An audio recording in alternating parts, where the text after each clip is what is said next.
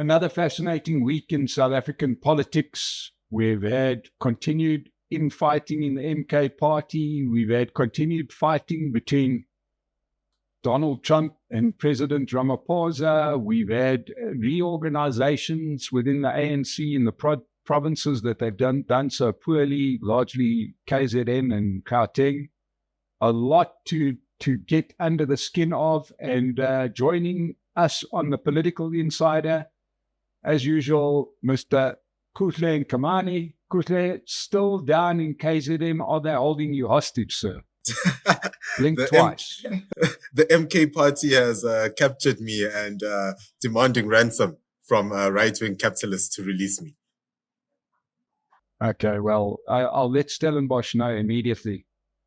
But seeing as though you are in KZN, tell us about the next enthralling saga of the infighting in Mkhonto weSizwe. Well, Mike, it's been another hectic week for Mkhonto weSizwe, outside of the Jimmy Manye and John Hlophe issue that we've heard on from various media outlets, in terms of the debates and arguments that are going on in their parliamentary caucus. There's still been issues on the ground and within administrative posts or positions, rather, within the party. One such has been one that I actually got is a letter from Isaac Leshona, who seems to be the private secretary to the president, in this case being Jacob Zuma. And I just want to highlight the heading of the letter, very interesting letter. It says, "Hide nothing from the masses of our people, tell no lies, expose lies whenever they are told, mask no difficulties, mistakes, failures, claim no easy victories." Very interesting heading, Mike. Very interesting heading, considering the characters involved. Nonetheless, this letter, because I won't go into reading the full thing, the letter basically goes into bashing Duduzile Zuma. That's outright what it does. It basically speaks about Duduzile being a non-performer in carrying out her duties in parliament, saying that she's not capable, saying that she's a nepotist, she's heavy on nepotism, and she only gives jobs to friends, and she only gives promotions to friends. Now, looking at this letter and commenting on the outside, and from what a person has heard from various media outlets and from my political friends in Mkhonto weSizwe, is there's a particular gentleman, who happens to be friends with Duduzile Zuma by the name of Sikho Ngubane, who's also in parliament. And it has been rumored that the two are sort of partners in terms of they're from one faction that sort of carry out attacks amongst different parts within Mkhonto weSizwe party. Hence, there's a huge dislike for these two characters. An interesting thing is this story of Duduzile Zuma being brought, or can I say being reprimanded, for lack of a better word, from MK masses. It's not the first time. From what I've heard, we've had cases where, where members from Mkhonto weSizwe, particularly Free State Province, to be exact, have actually denounced Duduzile Zuma and have come out to say that she's not capable, and have said that she's literally just employing her own friends, and everyone who has worked the ground does not reap any rewards. Now, what does that mean? That means leaders like Floyd Shivambu that come into this mixed masala, if one has to be honest, find themselves in a tricky situation, because Floyd Shivambu, number one, we can't forget, the man was a deputy president of the third largest party in the country. He commanded a lot of power in the EFF. He has gotten to Mkhonto weSizwe, and he has not really gotten to have that power that he had in the EFF. Not to say he doesn't have power, but that's where we get all the clashes, because there are factions, and mind you, there are many factions from what we've read from the Sunday Times, even from what I've heard, that in Mkhonto weSizwe, there's a Zuma faction, which is somewhere in Nkandla, that goes to Nkandla almost every 2 days. True story. We've got a faction that is in Gauteng that is backing Floyd and backing the former mayor of the Midvaal. His name just slipped from my head. But yes, thank you, Bongani Baloyi.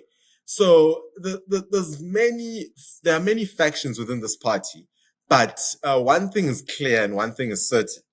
This is an outright attack on not just Duduzile Zuma, but on Zuma's hold on Umkhonto weSizwe.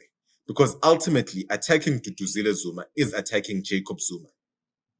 So these are MK party members, disgruntled ones for that matter, who feel like they've been sidelined or they're not getting enough of the pie, they're getting a small part of the pie, feel like, you know what, it's time for us to stand up, let's group together and let's attack. And yet again, this is not opinion.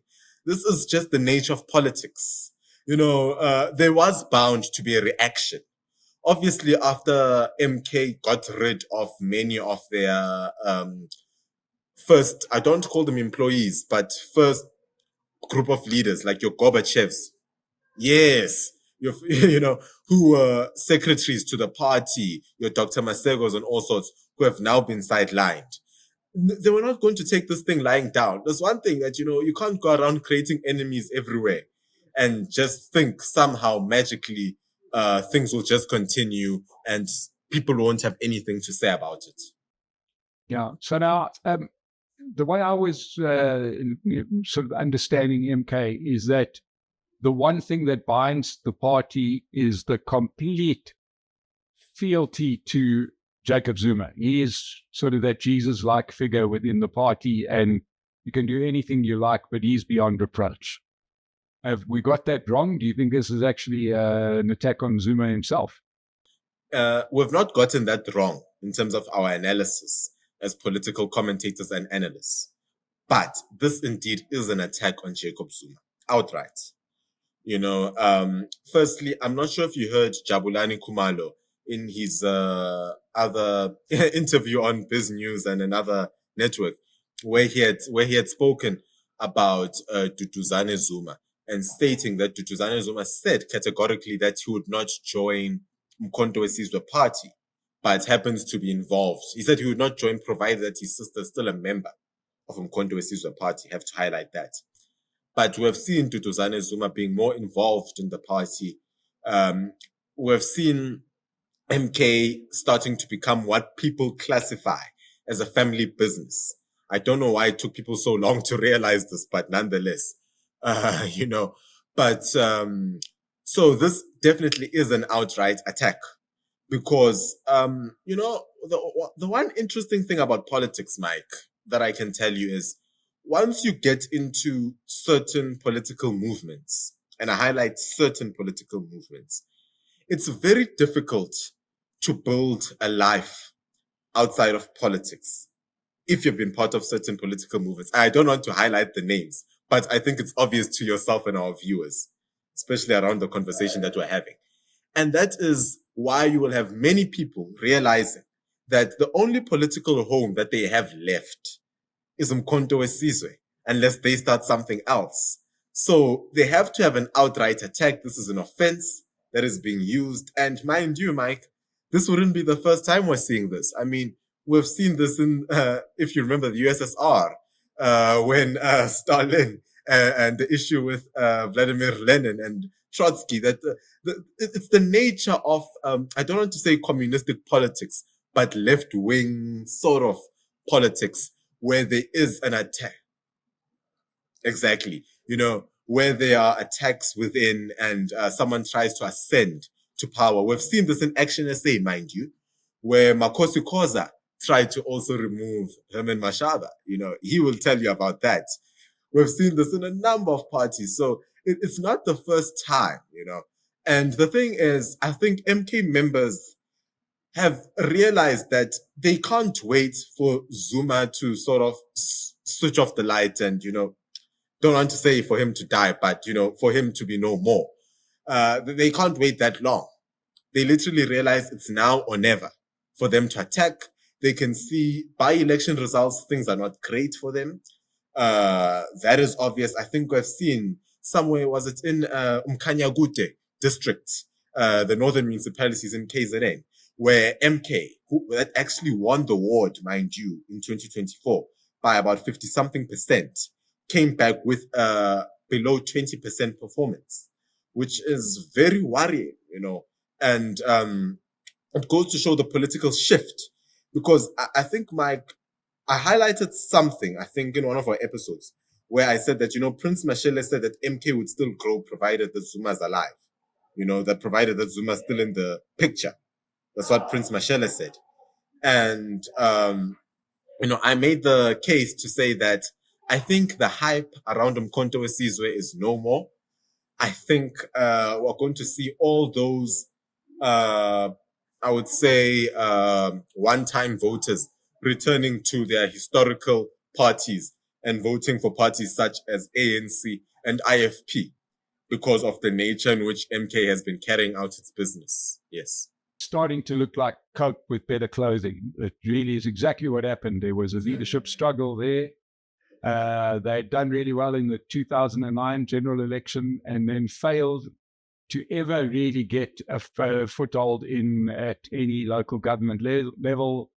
And the leadership battles just carried on until everybody got so tired of it and they lost their 40-something seats that they had accumulated in that election. So, yeah, I'm seeing exactly the same thing.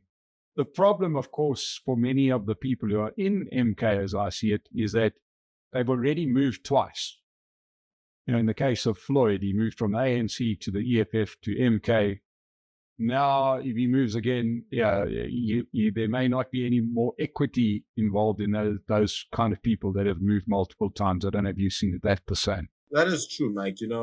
There's a word that Chester Missing once used, the famous puppet, political commentator Chester Missing, referred to one of the EFF members. Now, this is a very bad word, but as a political, so, exactly. So you try and run away from such things, especially when you're involved in, political parties and all sorts. Hence, I think Mbuyiseni Ndlozi also took the decision to sort of take a break from active politics, let him be involved in political commentary, let his voice still be heard. You don't need to be in a political party for you to still be relevant in society and contribute somehow. So for people like Floyd Shivambu, the next stop from here, if they ever had to leave Mkhonto weSizwe, would literally be to create a party. That is the only thing left for him. He can't join another party. Absolutely not. The only thing left for him is to create another party. But it still goes back to that question, Mike, is do you have political mileage? And it's a very important term that political scientists study. I remember a good friend of mine, the UDM SG, Yongama Zigebe, introduced me to this idea of political mileage, where he says there are many politicians who are popular, people that are popular, people that are attractive, but they can lack what we call political mileage, such as we've seen with Bloomberg in the US, the former mayor of New York. Very popular guy, likable person. I love his perspective on life and the policies that he proposes. But he lacks in terms of political mileage, in terms of can he actually get people to vote for him as an independent? So one thing is, looking at the situation, I highly doubt Floyd would be able to succeed in terms of running a party by himself. Who would need Mbuyiseni Ndlozi character, who would need a couple of other people to come on board if they ever are to leave Mkhonto weSizwe. Hence, I'm saying, Mike, people are going to leave MK. That's not a secret. It's not you're not hearing it for the first time. Yeah, I mean, it's public knowledge. So, people will leave. Unfortunately, it's crumbling because of the way it's been built.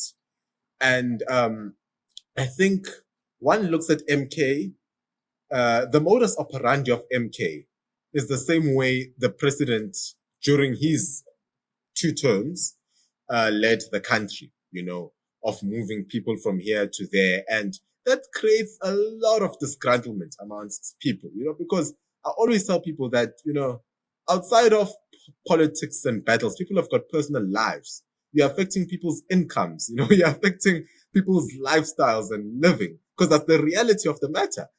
Outside of me just saying I'm moving person A to whatever portfolio, the point is I'm affecting their income. That's the bottom line. which brings us to this issue where, you would have all this internal fighting because it's all about income at the end of the day. And this all happens in the backdrop of this continued fight with, call it an onslaught almost, that the South African government is getting from the US. That's not slowing down anytime soon. And, I'm not 100% sure that it's helpful to attack a personality like Donald Trump, because he's not the kind of guy to let you win. So, what do you make of the ongoing spat between the South African government and the US new administration? Well, Mike, the case is, this is a fight between David and Goliath. Just that this time, David, I don't say might not win, but we'll just leave that, But it clearly is a fight between David and Goliath. Interesting thing is Ronald Lamula, Minister of Durko, has reached out to his US counterpart, Secretary of State Marco Rubio. He has not heard a response from the US. And he has publicized that on various media outlets such as ENC and all sorts, that I'm still waiting for a response from Washington, D.C. The bottom line is Trump's administration is fed up with South Africa. Literally, they've reached what we call boiling point. And this has sprouted from a number of issues, Mike, such as our international relations stance, such as I call them equity laws, but other people call them race-based, laws. It's up to anyone's interpretation, But outside of all of this, Mike, I always say that we as a country, we always need to assess your situation or where you are, compared to other global players. India, President Modi was actually meeting with his fellow American counterparts over the last week, and he didn't denounce them. He's part of BRICS. He didn't go there and say to hell with the US or whatever. The bottom line is, in geopolitics, there will always be, for lack of a better word, a bully. And sometimes you have to bow to the bully in order to survive. Now, I'm just being frank here, and it's not to say let's do stupid things. And just if the police says jump this high, you jump that high. No. But it's just to let us coalesce with the United States. Let us have proper dialogue. Let us go to a round table. Let us have proper bilaterals. Let us be diplomatic. Let us not denounce. And let us stop all this left-wing spewing hate towards the West. Because I'll be honest, Mike, China doesn't do it. Russia doesn't do it. Who do we think we are to go in and say to hell with 1, 2, 3 and somehow think that we'll make it, And, trust me, I'm not on the United States side. I'm obviously a patriotic till the end. I'm a patriot rather, till the end. And I'm for South Africa. But I would have wanted us, like I've always said, to be neutral in this case. Why has our international, one funny thing, Mike, is during the Jacob Zuma era, we're very neutral as a country. We're always on the fence, We never wanted to take sides. We're quiet about issues, Yes, we'd comment, but would not take active decisions, We'd just be commentators.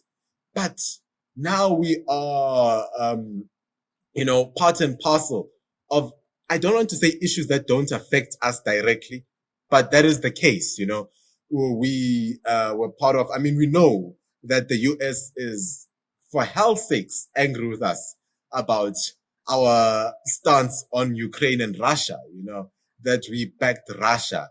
If someone asks me, India never came out and they're part of BRICS to say, oh, Russia, you're wonderful. You're right. Go and, whatever, F up Zelensky. India never did that. China never did that. By the way, when China wanted to take control of Taiwan, Russia did not get into that situation. Russia was just solely focused on their own battle with Ukraine. They were not active participants or commentators, They sort of were just in the sidelines. So we as a country need to teach ourselves to be less on the commentating side, and just focus on international trade. Let us just trade. Let us trade to the benefit of all South Africans, Let us not make it difficult to trade in South Africa. And needless to say, you lose a lot of credibility when your country is wrecked with corruption that the government won't deal with, when the economy isn't growing, when you've got 50% unemployment. It doesn't put you in a good position to dictate to successful countries as to how to run their countries. What's the sad part here is you've got cases like when you say that, corruption and all sorts. Firstly, corruption is everywhere. That's not a secret. Every country has got to a certain degree, experiences corruption. But the issue that you face is if corruption has actually overtaken the point where you can actually grow an economy or actually build on infrastructure or run a country, And that's what you see happening throughout most African countries, Whereas in other countries, corruption is there, but there's still what you have you still experience human development, The bridge is still being built. Toilets are still being built. Schools are being built despite corruption. So I honestly don't think South Africans would care so much if the basic things were happening, even if corruption was there. I really don't think South Africans would actually give two hoots, if the basic services were being provided, So it's just it's a passing shot to say that we really need to somehow, this GNU, I'm honestly praying, I've been praying that somehow we can experience some form of infrastructure development. I'm still hopeful. I'm hopeful. I know you're not, but I am. At least I am hopeful that about some form of development or some improvement between now and 2027, not 29, 2027. It's time that we stop saying that corruption is everywhere, because that's a cop-out. I don't think there's much corruption in any country that works. We know ruthlessly they stamp out corruption in China. We know that Europe is largely corruption-free. The US, many people go to jail. So, to sort of give our politicians a get-out-of-jail card by saying corruption is everywhere, I think we should stop saying that, even as commentators, purely because it's not true. Yeah, it's tolerated in Africa. It's tolerated in Central America. Yeah, I don't know why that should give us cover for what goes on here. But let's move on to the famous ANC reorganization. Now, in the last general election, the ANC did really, really poorly in two provinces specifically. One, the worst of the lot, was KZN, where they went from having a majority, about 50%, down to 17%, 17. And Gauteng, where they went from having about 48% down to 35% or so. Not that you would know it if you saw the way that they behave in Gauteng. So the ANC, where the mothership did poorly by itself, went out and said, we're going to do reorganization in these provinces, but they're both politically charged. And they finally came out. They went into it with a lot of fanfare and came out with just a little bit of a penny whistle. There wasn't much said about the reorganization, but you got some news on the reorganization. Tell me where they've gone to with this. So, Mike, you'll remember I told you, I think was it, our last 2 episodes, I think, we spoke of this reconfiguration the first time we heard of this term. And I said that Panyaza Lesufi would not be removed. I highlighted that the chance of Panyaza being removed is minimal. And that was not just based on what I've heard, within various quarters, but that was also from what I would say the political side of me in terms of understanding the game. And that was Ramaphosa and the NWC would run away from attacking Panyaza directly. They don't want to go out with an all-out offensive where it's clear as daylight that we're out for you and all sorts, and it becomes a whole public spat, They want to try and run away from that. I mean, because that's not even working for MK itself. So we've seen KZN are actually bearing the brunt. They are actually carrying the most amount of punishment between the two provinces. We've seen in KZN that what's his name? Jeff Radebe, the former minister of energy, is coming in as the new convener, is supposed to come in as the new convener, which will basically, and just for those that don't understand, I think it's very important to explain the terms so that we're all together here. A convener is equivalent to a chairperson, and then the coordinator is equivalent to a secretary, more or less, or has got secretary general duties, right? So that we're all up to speed. So the convener will be Jeff Radebe. Siboniso Zuma, the ANC's premier candidate and provincial chairperson, will be demoted into what is going to be the deputy convener office. Now, don't forget, there's already a deputy chairperson in KZN. So I don't know where the deputy chairperson will go to. I'm not too sure, but he will be reconfigured somewhere within, the structures. But obviously, he's going to be removed because Siboniso Zuma is going to take that position, essentially. Jeff Radebe, former Minister of Energy, is coming in as the convener. And then we've got in Gauteng, I want to focus on conveners first. In Gauteng, we've got Amos Masondo. For those that don't know Amos Masondo, he was the mayor of Johannesburg before Parks Tau. He was also the chairperson, or you could say speaker of the NCOP, which is the upper house of parliament, between our two houses, between the National Assembly and the NCOP, the former Senate. So Amos Masondo is a veteran, but don't get that confused, Jeff Radebe is still somehow, I would say, still fresh, from leaving the political landscape. But Amos says, he left recently, but he has been there for years. He has been part and parcel of ANC structures. I don't think there's anyone in the Gauteng provincial ANC that knows ANC better than Amos in terms of that level, if you speak of your Paul Mashatiles. So Amos Masondo is going to be a convener with Panyaza Lesufi. So they will be sharing the duties. But essentially what this means, Mike, to our viewers at home, Cyril Ramaphosa and the NWC, as well as the top 7, have basically appointed a babysitter to watch over Panyaza Lesufi. That's what it is.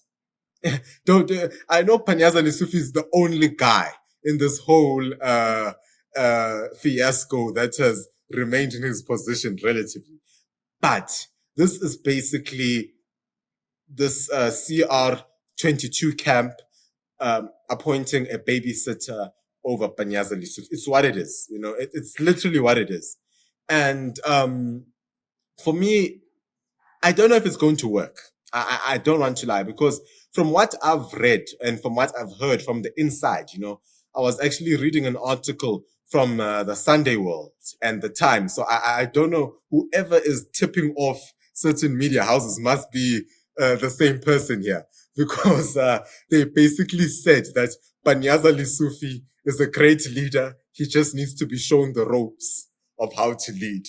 And Amos Masondo is going to do that, So basically brings the term of babysitting, essentially. And but we should hold our breath to see massive changes in either province. Is that's the way I'm reading.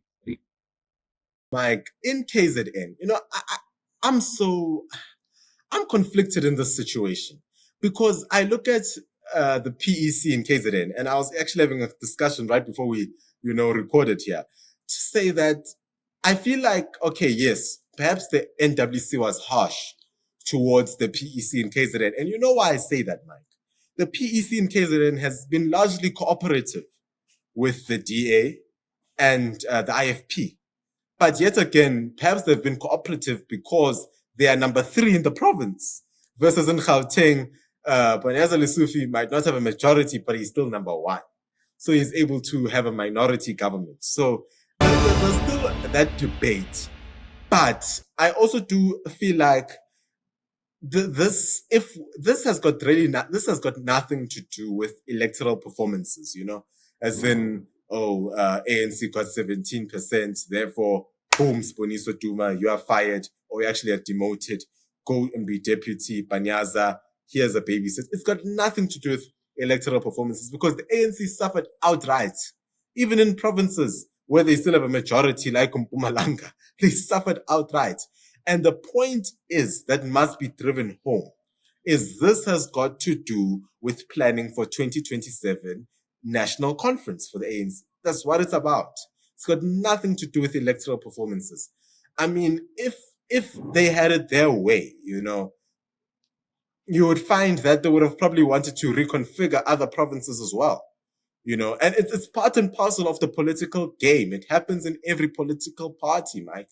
It happened when I was in Action SA, believe it or not, we had a policy conference, the only conference till date, but we had a policy conference where people were handpicked. You had handpicked delegates, So it was not a thing of because you're a branch chairperson, go to conference. It was a thing of because you're so-and-so, come, So it happens in all political parties, and it's just basically strat planning for the next conference. But one thing that I think is going to come out of this is we need to watch local government coalitions because Amos Mosondo is part of this now.